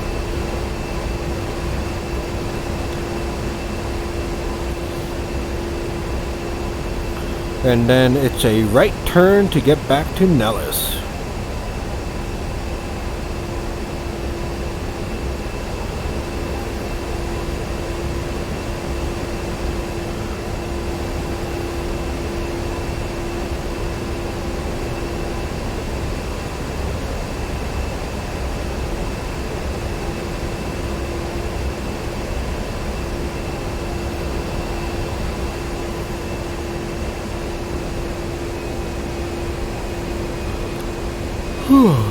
Excuse me. It is quite late in my local time. I wish it was 9 a.m. It'd be a nice fresh day to be starting. All good. Tomorrow is a brand new day. And we will cherish it and enjoy it. Besides, I got some food in a crock pot. If you don't have a crock pot or a slow cooker, you're missing out. What do you think, Biff? You got a crock pot?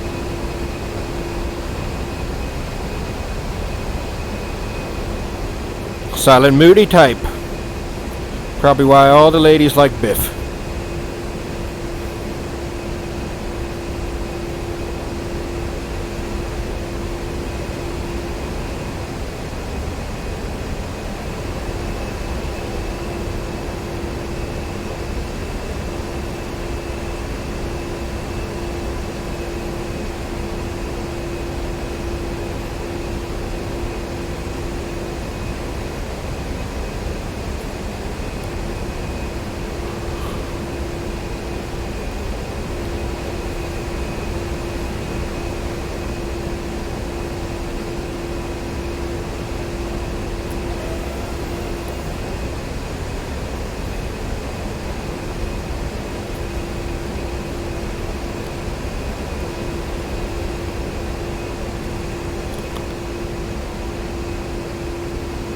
Hey, how are you doing, Diggs?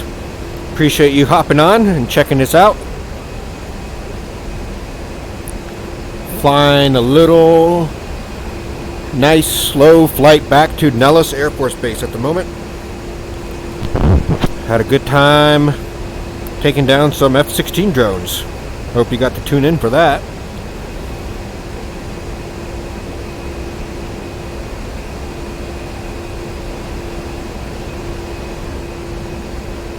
And then we're wrapping up this campaign. And then, if you're a DCS fan, you know I have a very big, scary moment ahead of me. I'm on update 2.7, and I've been leaving 2.8 off because I'm in VR, and from what I hear, VR is a shit show if I go ahead and get the update. So I don't know if I want to push to 2.8. Update patch 2.8 sounds pretty scary. So do I continue to put it off, or do I go for it? And my friends, now that I got this mission complete, I think I'm gonna have to go for it. And chime in and let me know if you think that's crazy or not.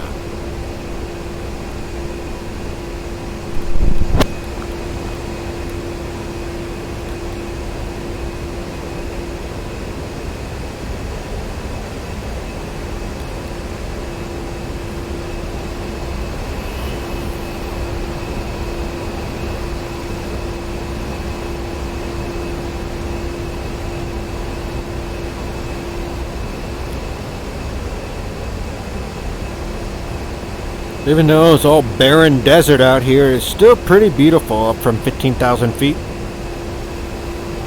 I don't know why people give Nevada a bad name online under forums about this being a bad map for any reason, but to me, it's well worth it. If you don't have the map, if you don't have the A-10CII module or the Iron Flag campaign, highly recommend them. Go check out the rest of the videos on my YouTube, or excuse me, if they're still on my Twitch, if they haven't phased out yet. Make the decision for yourself, but I would like to vouch and throw my support behind it anyways. So you gotta thank the creators, Baltic Dragon, and the voice actor Doughboy back there. I did fly in multiplayer with him once. I think it was on the Border Zone. I think he's part of Border Zone, the community. Pretty cool fighter community, a bunch of cool people. Jumped on one time, we flew around Caucasus. I did forget to turn on my pitot heat the time he and I flew together, and I augured it in. Went straight into the turf. And I went kaboom! But not before we got some good aerial refueling in and learned a lot about formation flying with him. And yeah, if he's anything like his AI counterpart over there, Doughboy is definitely a cool person to get to know. If you're on the Discord for Baltic Dragon, you will see him active there in the A-10 section, and I want to throw a big shout out and a thank you. Doughboy, Baltic Dragon, awesome people. And you gotta thank them for putting all this together. All the voice actors involved. Tusk 2, confirm you wanted a straight in for 2-1 left. Like another one. Great voice actor. I don't know who that is, but they're killing it. Hey, firm, straight I in wish I south could do of voice acting. Better be a good voice actor. Tusk 2-1, roger. Cleared visual 2-1 left. Alright, we are clear to visual 2-1 left. And now let's 2-1 just clear go for all the way visual down 2-1 there. left. Okay, so what I'm going to go ahead and do is set this to TACAN mode. 209 is the magnetic heading up the runway, if I'm not mistaken. And we can find that out for sure if we just scroll all the way over here to the approach plates for Nellis. Alright. Hi ILS or local DMEZ runway 21 left. And if we look here, I am positive that there it is, 209, the magnetic heading. Tusk 2-2, proceed to apex and give me a right-hand orbit. Alright, peace out, Tusk 2-2. Right-hand orbit over the Tusk.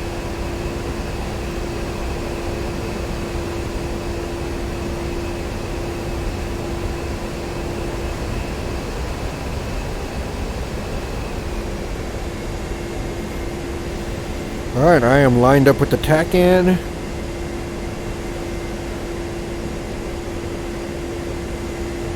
For a nice straight-in approach all the way from over here. Alright, let's get the speed brakes out. Let's see, about 30-40% should be good. And we'll start our descent. Cool, I am about just under 30 miles away. Put a little power back in.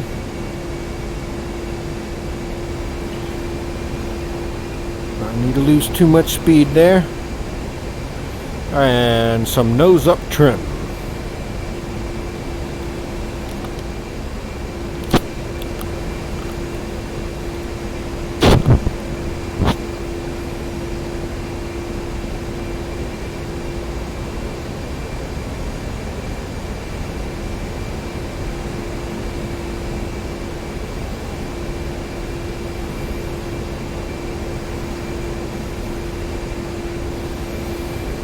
Yep, 26 miles, both on the HUD and on the TACAN reader right there. I'm going to go ahead and unstow the flag. Cool. Alright, we're about 6 minutes away. Nice, steady descent.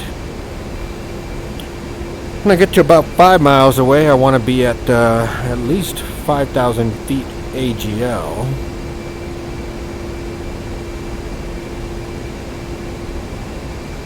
We'll see the radar altimeter kick in as soon as I get below 5,000 feet. So it won't happen just yet, but it should be happening soon.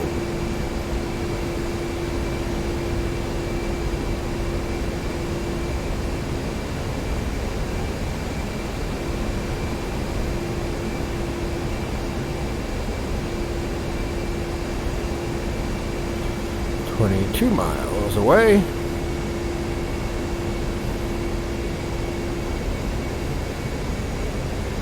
And I feel like I can see the runway, so I don't know why it's saying 22 miles away. Did they put the marker all the way in the wrong spot?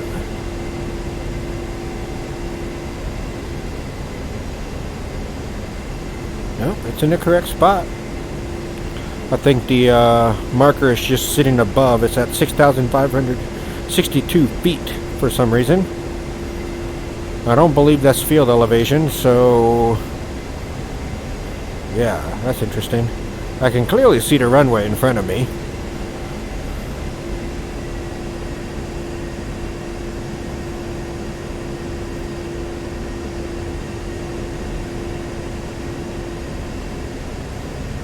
Alright. We'll just get ready to land. Do a little more lining up. Pull myself this way. And then back to 209 once I feel like I'm a little closer to where I want to be. What I'll go ahead and do here, now that we're getting closer, is move that. Try to get the visibility to work for me. You know what? Let's just turn the map off. That works for me better. Okay, radar altimeter will kick in at 6,800 feet, I believe. There goes Tusk 22. Launching his ass off right in front of me. How pleasant. Okay. Tusk 2-1, contact Nellis Tower 327.7. 327.7. 327.7 Tusk 2-1, see ya. Tower is preset 4. Nellis Tower, Tusk 2-1, visual left, stop. Tusk 2-1, Nellis Tower. Winds 330 for 10. Confirm gear. Clear to land. Runway 21 left. Well, I'm still a little too far for gear.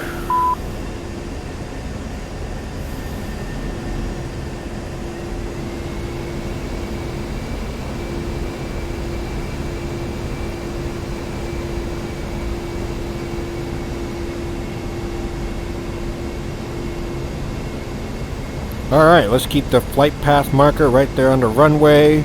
We got a pretty good glide slope going right now, which is great. I am getting below 170 knots, so I'm going to drop my first set of flaps 10 degrees.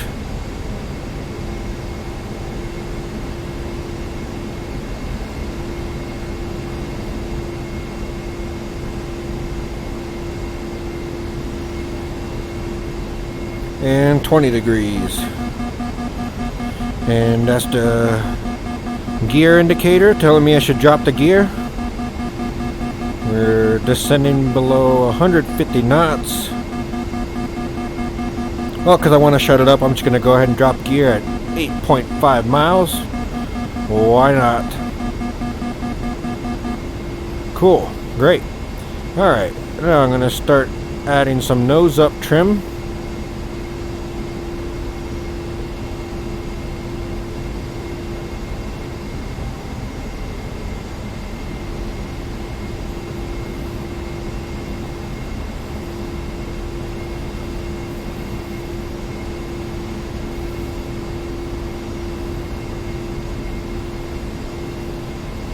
Should get on speed in a little bit. AOA is not everything for the Air Force jets, not like their Navy counterparts, but it's still important. It's still a very important aspect to make sure you're flying the correct profile. And then we modify our pitch with speed. Pitch per power.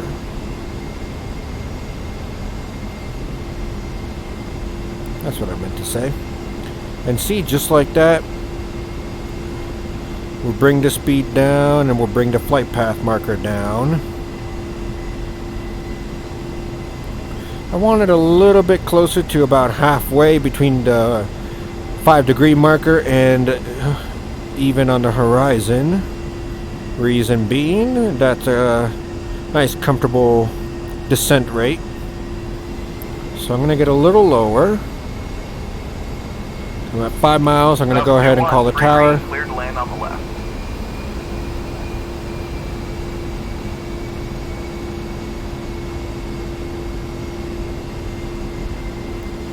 All right.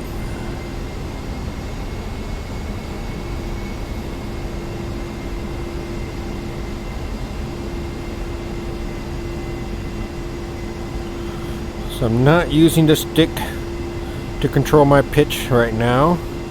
I'm using power to control that. And you see my flight path marker coming down, coming lower, which is okay.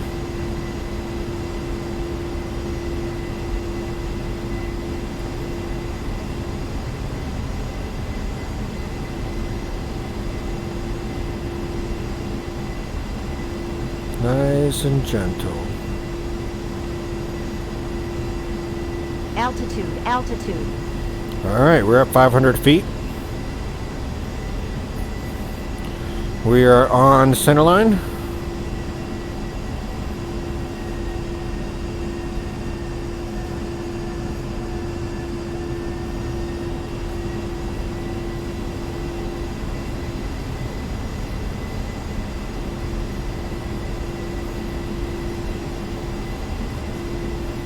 Keep the power in as we round out. Put the flight path marker to the end of the runway, and then now we can pull power. And there we go. We are safely on deck. Nose wheel steering engage, excuse me, not disengage. Speed brakes in, flaps up, taxi light on.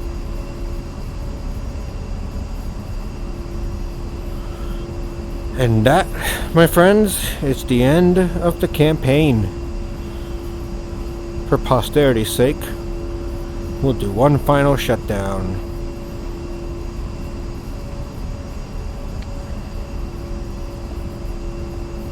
I'm sure they'll have us call ground. Or I hope they do anyways. Okay. So I got my feet up onto the rudders. Heels there, and let's start applying some brakes. Let's go ahead and change that to ground speed on my MFD. Tusk 2-1, clear at Alpha, contact ground 275.8. Clear at Alpha, contact ground 275 decimal 8. Contact ground, Tusk 2-1. Perfect.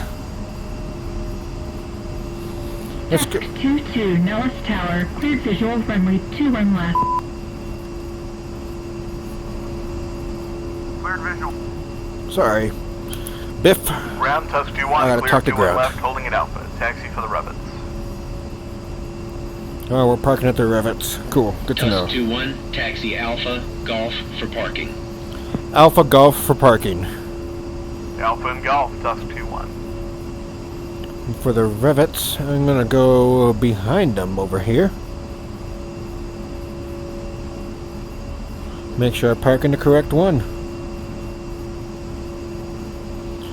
Alright, I can start turning off some of my other systems. We got the seat arm disengaged.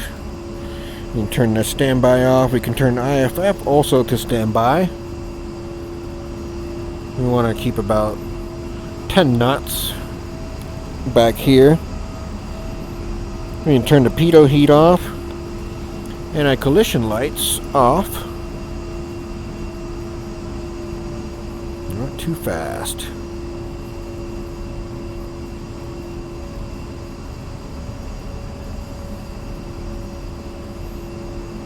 Just for fun, I can hook Biff and see him when he lands. There he is.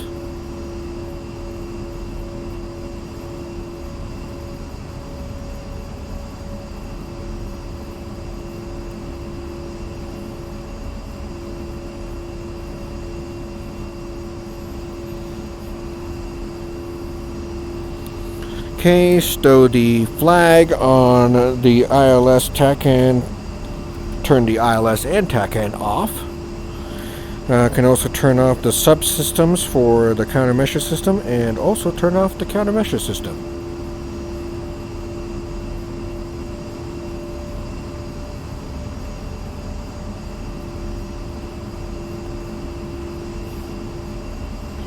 Init, posit. That's my initial position. And that's where I'm gonna park. He's going around. Why? The AI has done that the last couple missions. Very curious. Looks like there's some Humvees blocking my way. It's not very cool. I'm gonna go ahead and park in this one then.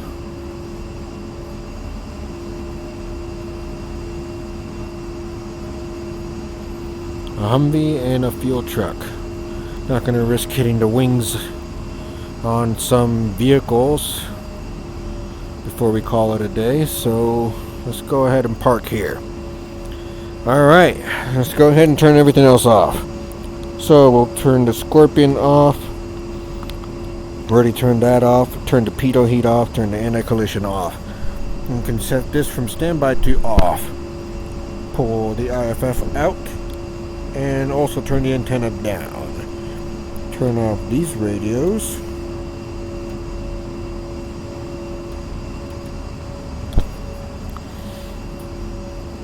Turn off the function. Cool. Alright, let's turn off the MFCDs. Great. And CICU, JTRS, IFCC off. Master caution extinguished. Steer point off. CDU, EGI off. EAC switches off.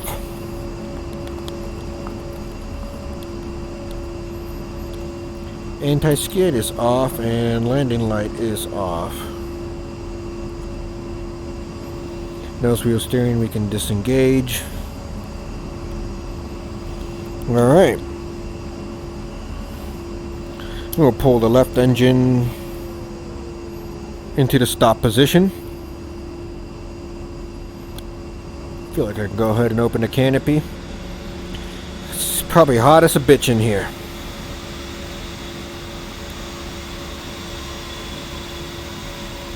It's hot as a bitch in here in real life. Not even in a jet. In Nevada. Alright. Swing the rudders and the hydraulic pressure comes down. Cool. Hydraulic pressure looking good there. Engine instruments are looking good. Temperature is at 450. Oil pressure's down. RPMs are down. We will do the same thing with the right throttle now. Alright. Now that that's done, we can go ahead and turn the position lights off. Looks like I can see him there coming in for another approach. That's fun. Well, not going to have time to chat, so let's go ahead and turn all those off. Not going to hear from him, I don't think. Would have thought he would have said, you know, like, goodbye, congratulations on the mission, and, you know, all sorts of fun things like that, but, maybe not. Maybe I missed a trigger. There's usually a little, like, you know, trigger where you fly through and they're like, oh, hey, congratulations on completing the mission. Thank you from blah, blah, blah, and blah, blah, blah. You know, the usual. Alright, right hydraulic pressure. Let's bring it down. I'll know we're good because it'll show on here. Like the left hydraulic pressure is flashing.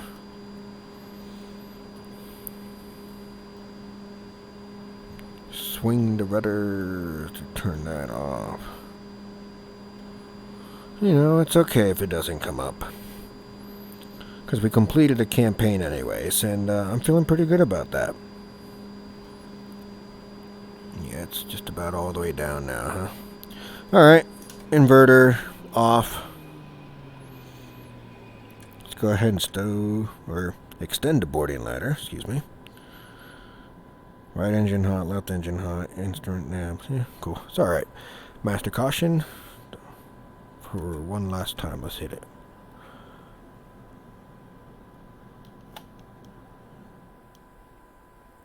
I hear an engine. I hear a jet somewhere. But I don't think he's landed yet. Okay, battery off. And that's everything.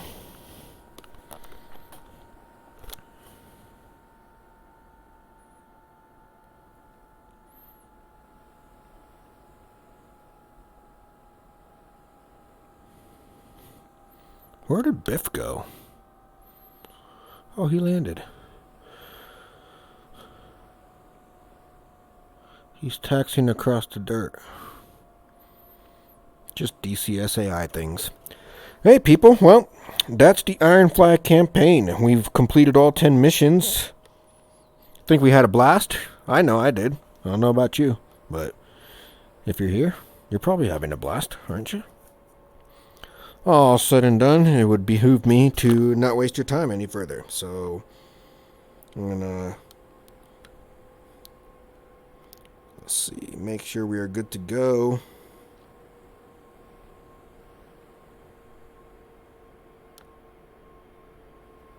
Alright, I think we're looking good to go. So with that, I bid you farewell. Thanks for tuning in. Let's go ahead and get our final score for the final mission.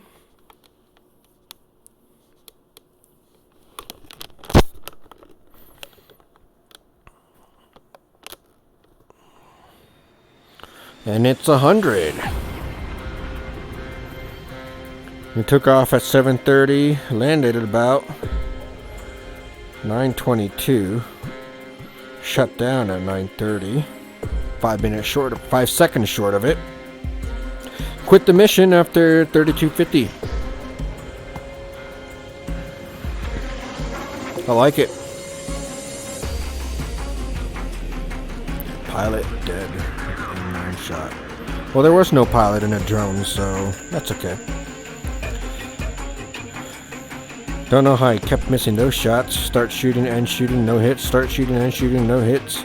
Start shooting with the GAU-8 and boom, hit with 30 Mike armor piercing and high explosive rounds. He ejected, which again doesn't seem possible for a drone to do, and got the kill confirmed.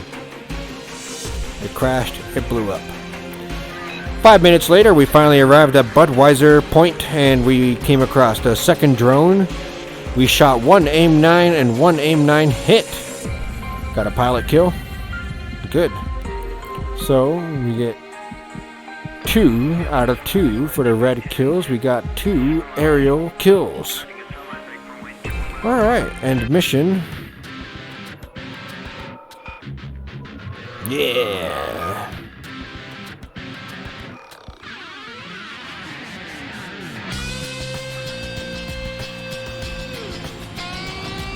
Alright. Okay. No air-to-ground kills, of course, because it's all training, but 2 air-to-air kills. And that's a win. Alright. Thanks for tuning in, people. I appreciate y'all, and I hope you guys have a great night. Peace.